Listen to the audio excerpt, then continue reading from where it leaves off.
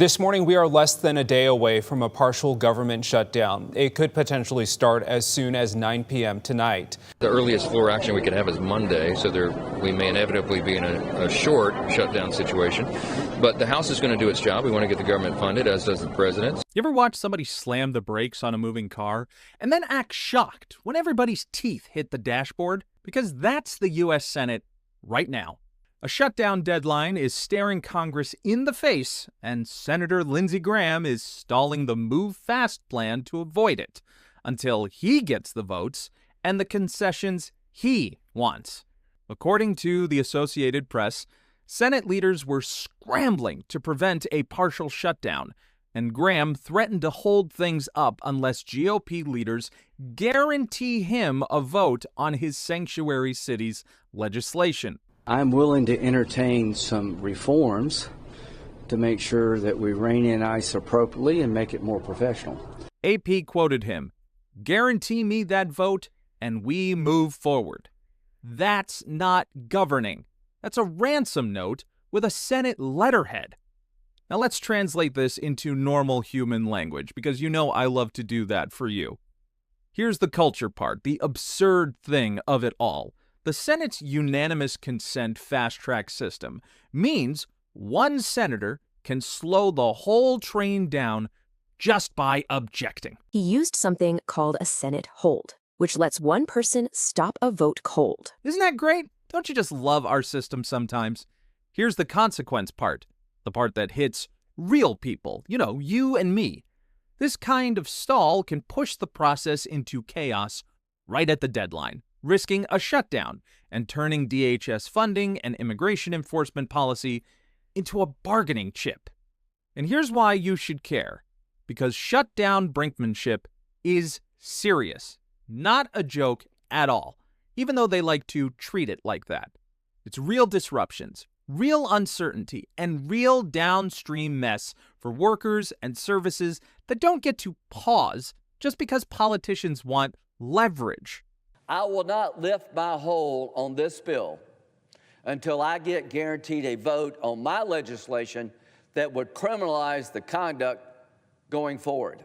Now, the why, and specifically, it's not just the sanctuary cities vote. According to the Washington Post, Graham also objected to House language meant to repeal a provision tied to lawmakers' data. It all comes down to this provision linked to an investigation called Arctic frost. That rule that got cut would have let senators sue for up to $500,000. So because of this whole mess, a brief shutdown is now pretty much guaranteed. It's not some abstract constitutional debate.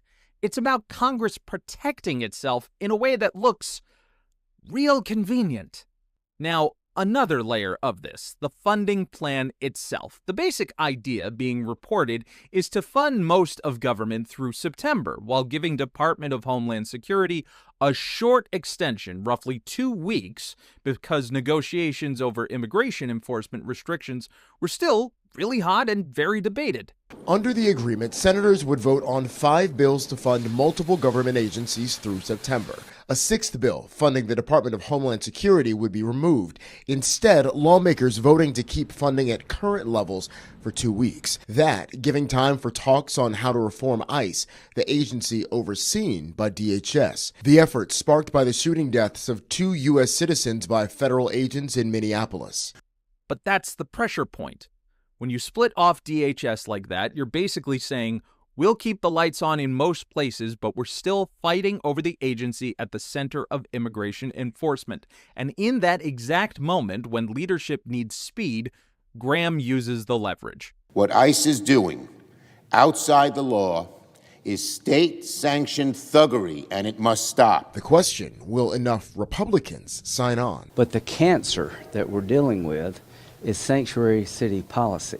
If the Senate passes the spending deal, it still has to go back to the House, which doesn't return until next week. Now let's talk about the fight behind the fight. Reports about this dispute have described a controversial provision involving lawmakers' records, specifically that senators could be in a position to sue over records being seized without their knowledge. And part of the controversy here, reported by outlets like CBS, is tied to this idea of a payout amount being discussed in connection with that provision. What did I do wrong? So when Graham resists a repeal, critics read it like this: you're willing to hold up shutdown prevention to protect a Senate-only advantage. It's pretty convenient, isn't it? What did I do wrong? And that's why the optics are nuclear, because regular people hear government shutdown and they don't hear procedural debate. They hear, so you're playing chicken with my country because you want a vote and you want Congress to keep a special carve-out for itself?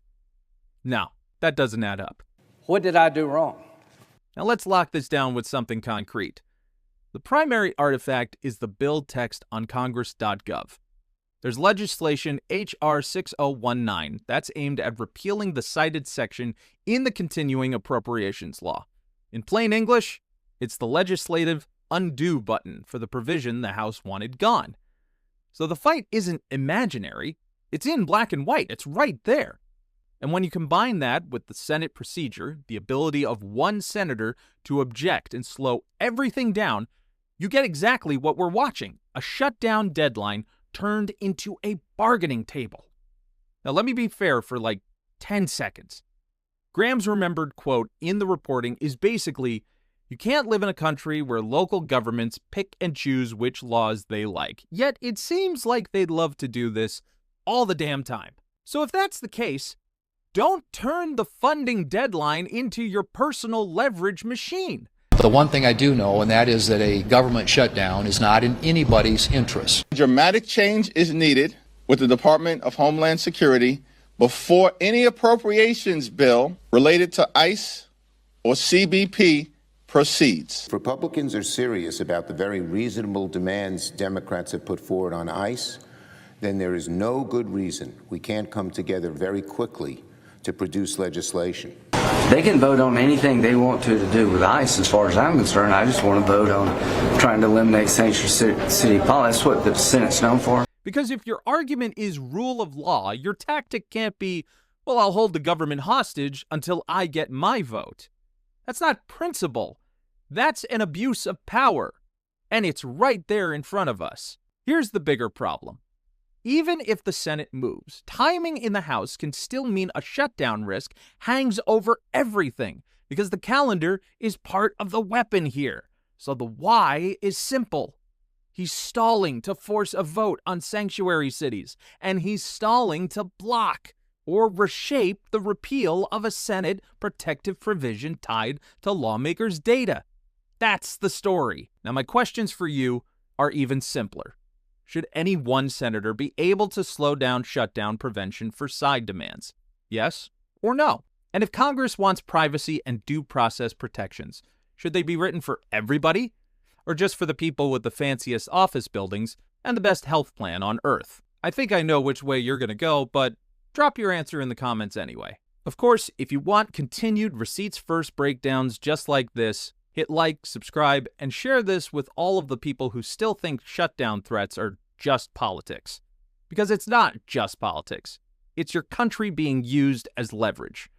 I'm Michael St. Gregory. This is Raw America. We'll see you next time.